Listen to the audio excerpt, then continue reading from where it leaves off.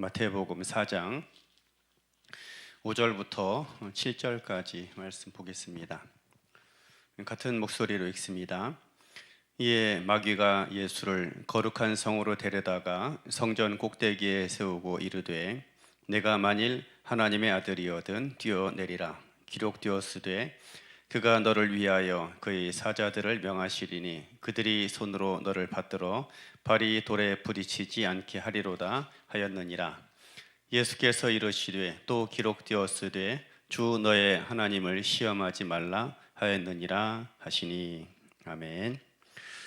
마태복음 4장입니다. 5절에서 7절 말씀, 그럼에도 내 아버지라는 말씀의 제목입니다. 예수님을 마귀가 계속해서 시험을 하고 도발을 합니다. 오늘 시험은 두 번째 시험이죠. 예수님을 거룩한 산, 거룩한 도시, 성전 꼭대기에 데리고 가서 세웠다라고 이야기를 합니다. 거기서 이제 뛰어내려 보라, 시편의 말씀을 인용해서 뛰어내려 보라. 그 주의 천사들을 보내어서 너의 발이 돌에 부딪히지 않게 하리로다. 그런 말씀이 있지 않느냐 하는 이야기인 것이죠. 그 도전을 신명기 6장의 말씀을 가지고 이제 물리치신 그런 장면이 되겠습니다. 사단의 도전과 유혹은 매우 교묘하고 창세기 3장에 말하는 것처럼 매우 간교합니다. 그래서 우리가 정말로 성령 안에서 깨어있지 않다라면 우리는 시험에 든 사실도 깨닫지 못하고 결국에 유혹과 도전에 쉽게 넘어지게 될 것입니다. 사탄의 도전 유혹은 정말 깨어있지 않으면 분별하기 어렵다라는 것을 보여주고 있는 그런 대목이라고 생각을 합니다. 하지만 그들이 아무리 정교한 그런 설계를 가지고 다가온다 할지라도 우리들이 조금만 분별력을 갖추고자 노력한다면 쉽게 분별해낼 수 있기도 합니다. 그리고 성령의 도우심을 의탁한다면 능히 이길 수 있다라는 것이죠. 오늘 본문에서도 보면 사단의 유혹은 매우 정교한 그 설계를 가지고 있습니다. 하나님 말씀과 인간의 욕망을 적절하게 조합을 해서 예수님께 가져오게 된 것이죠. 그런데 이 사탄의 도전에는 두 가지의 문제가 있습니다. 그가 했던 이야기, 사탄이 말했던 것은 어떻게 보면 매우 합당해 보이는 요구처럼 보이기도 합니다. 하나님께서 이스라엘 백성들을 광야에서 40년 동안 먹이시고 또 그들을 입히시고 인도에 가셨습니다. 참으로 이해 불가한 그런 방법을 통해서 행하신 것이죠. 우리가 어떤 한 지역에서 아무 준비도 갖추지 않은 채로 한 달을 살아보려고 해도 정말 힘듭니다. 하물며 광야에서 장정들의 수만 해도 60만 명 가량이 되고 또 그 외 기타 여러 많은 그 자녀들 그리고 또 육축들도 많이 있었던 것입니다. 그 모든 수를 헤아리면 수백만 가량이 될 것입니다.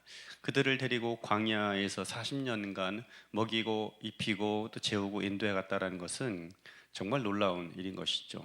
그런 놀라운 일을 행하신 하나님이십니다. 그러니까는 그 하나님께서 거룩한 성에서 성전 꼭대기에서 뛰어내리는 사람의 발을 보호해 주신다? 불가능한 일이 아닙니다. 충분히 가능한 일이다라는 것이죠. 그래서 그의 도전에는 마치 문제가 없는 것처럼 보이죠. 그런데 심각한 문제가 두 가지가 있다라는 것입니다. 바로 첫 번째로는 방향을 누가 결정하느냐의 문제인 것입니다. 삶에는 그 어떤 일이 되었든 주체가 누구냐, 주어가 누구냐 굉장히 중요한 것이죠. 같은 말을 하더라도 누가 그 말을 했느냐가 중요한 것입니다. 여러분, 우리들이 지금 이제 그런 말 잘 사용하지 않지만 청년들 또 아니면 그 친구들끼리 그런 말 많이 합니다. 너 죽는다, 너 죽을 줄 알아? 뭐 그런 얘기 하잖아요. 뭐 협박조처럼 보이지만 어쨌든 귀여운 애교로 보아줄 수 있는 그런 말들일 것입니다. 그런데 만약 그 말이 재판정에서 판사가 한 말이라면 굉장히 심각해지는 것입니다. 그 사람은 정말로 죽어야 합니다. 이처럼 같은 말이라도 누가 했느냐에 따라서 완전히 그 의미와 무게감이 달라지는 것입니다. 우리 삶에 있어서 그래서 주체가 중요합니다. 같은 방향, 같은 말, 같은 자리랄지라도 누가 그 방향을 결정했느냐, 누구의 말이냐, 누구의 계획이냐, 이것이 매우 중요한 것입니다. 많은 사람들이 착각하거나 잊어버리고 간과하는 것이 바로 이것입니다. 주체가 누구냐, 주인이 누구냐 하는 것입니다. 오늘 말씀에 보면 5절에서 마귀가 예수를 거룩한 성으로 데려갔다라고 이야기를 합니다. 거룩한 성은 예루살렘을 이야기를 합니다. 마태복음에서 특별히 거룩한 성 하면은 예루살렘을 정말 귀하고 소중히 여겨서 지칭하는 그런 용어가 되는 것입니다. 그 거룩한 성, 성전 꼭대기라는 것은 당연히 두말할 필요도 없이 예루살렘 성전을 이야기합니다. 얼마나 좋습니까? 예루살렘, 많은 유대인들이 사모하는 도성입니다. 지금도 세계 각곳에는 많은 유대인들이 있죠. 그 중에서 정말 그 분야, 그 사회, 그 지역에서 대단한 부와 지위와 또 영광을 차지하고 있는 사람들이 꽤나 있습니다. 그런데 그들의 마지막 소원이 무엇인가 하면 예루살렘으로 돌아가는 것입니다. 예루살렘으로 돌아가서 말년을 거기서 보내고 그 예루살렘에 죽어서 묻히는 것, 그들이 그 유대인 대다수 많은 부자들의 마지막 소원이다 라는 것입니다. 이처럼 그들은 죽어서라도 꼭 가보고 싶은 것, 꼭 묻히고 싶은 장소가 바로 거룩한 성 예루살렘이다 라는 거죠. 거기에는 하나님의 약속이 담겨져 있는 땅, 이른바 성스러운 땅이기 때문이죠. 그래서 지금도 이제 그런 치열한 싸움들이 그 중동 지역에서 일어나고 있기는 합니다만 어쨌든 그렇습니다. 그러다 보니까 이 거룩한 성, 그 안에 있는 예루살렘 성전은 얼마나 많은 유대인들이 기대하고 소망하는 장소, 꼭 가보고 싶고 꼭 올라가 보고 싶은 그런 장소가 아니겠습니까? 그래서 정말 좋은 곳, 정말 훌륭한 곳, 훌륭한 위치입니다. 하지만 문제가 뭐냐면 4장 1절과 4장 5절은 주체가 다르다는 볼 수가 있습니다. 하나님께서 예수님을 광야로 시험을 통과하게끔 하기 위해서 광야로 이끌어 가십니다. 거기서 이제 사탄을 도구로 사용하긴 하지만 어쨌든 그 광야로 이끌어 가신 이가 누구냐? 성령께서 예수님을 광야로 이끌어 가셨습니다. 그런데 5절에서는 이제 그 주체가 바뀌었습니다. 마귀가 예수님을 거룩한 성으로 데려다가 성전 꼭대기에 세웠다라는 것입니다. 말하자면 주체가 누구냐? 하나님, 그 성령님에서 마귀로 바뀌어져 가고 있는 상황인 것입니다. 바로 그것이 문제인 것이죠. 예수님께서 어떤 방향을 가시든지 간에 주님은 하나님께서 말씀하시고 보이신 그 방향을 향해 걸어갈 뿐인 것입니다. 바로 그 일을 위해서 이 땅 가운데 오신 것입니다. 여러분, 예수님 앞에 마지막으로 십자가가 기다리고 있었습니다. 누군들 그 십자가를 향해서 걸어가고 싶겠습니까? 예수님도 당연히 십자가를 향해 걸어가는 건 정말 불편해하셨고 또 힘들어하셨습니다. 겟세마네 동산에서 얼마나 그 문제를 가지고 씨름을 하셨습니까? 하지만 하나님께서 십자가를 바라보셨기 때문에 또 그 십자가를 지목하셨기 때문에 주님은 그 십자가를 향해서 걸어가신 것입니다. 예수님의 모든 삶의 방향과 때는 누구에게 달려 있느냐? 하나님께 달려 있었던 것입니다. 하나님께서 보이신 그 길을 걸어가고 하나님이 가시는 방향을 바라보았던 것이 예수님의 삶이었던 것입니다. 많은 사람들은 실수하고 넘어지는 부분이 바로 여기입니다. 하나님께서 보시는 것을 바라보지 않는다라는 것입니다. 하나님께서 바라보시는 방향으로 가지 않는다라는 것입니다. 오늘 말씀을 다시 살펴보면 거룩한 성 예루살렘은 정말로 좋은 곳, 아름답고 많은 사람들이 기대하고 사모하는 그런 장소인 것입니다.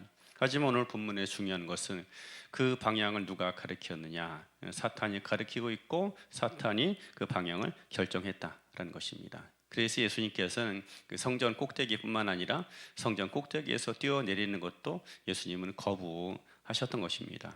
왜냐하면 예수님께는 하나님께서 가르치시는 방향으로 걸어가지 않는 것, 하나님께서 바라보시는 것을 바라보지 않는 것 자체가 중대한 시험이었기 때문인 것입니다. 우리는 우리 삶 가운데서 반드시 이런 부분들을 점검하고 또 점검해야 합니다. 오늘 이 하루 살아감에 있어서 삶의 주체가 누구냐 하는 것이죠. 내 인생의 주인이 내가 되어 살아간다라는 것은 어떻게 보면 정말로 좋은 말이죠.